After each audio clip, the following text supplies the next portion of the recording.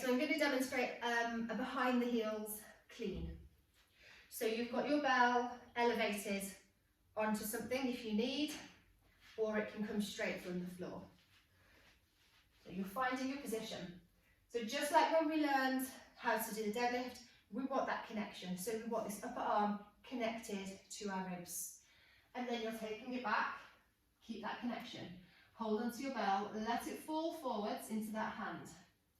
And then if you need to, when that bell falls forwards, if you lose that connection between your upper arm and your ribs, you can shuffle your feet forwards and then pull from there. So here you should feel completely connected. Everything should feel like it's pulling and switched on and you're like a coiled spring. Then you're going to stand up and clean the bell. Easy.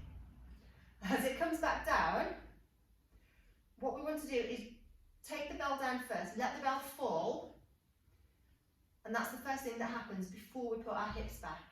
So the bell falls, and then our hips go back.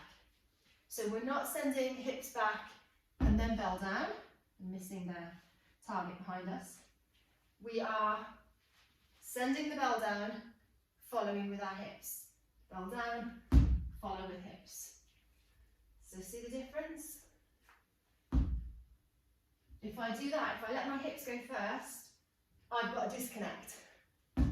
Whereas if I keep my arm and rib connected as the bell falls, everything stays connected.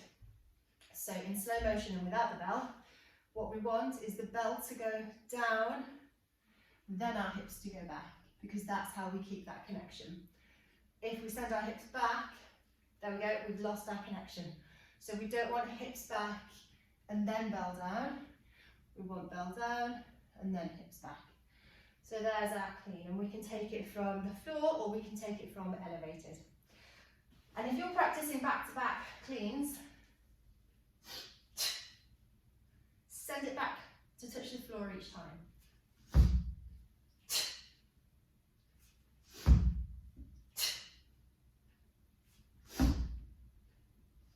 Okay, so behind the heels, start for your clean.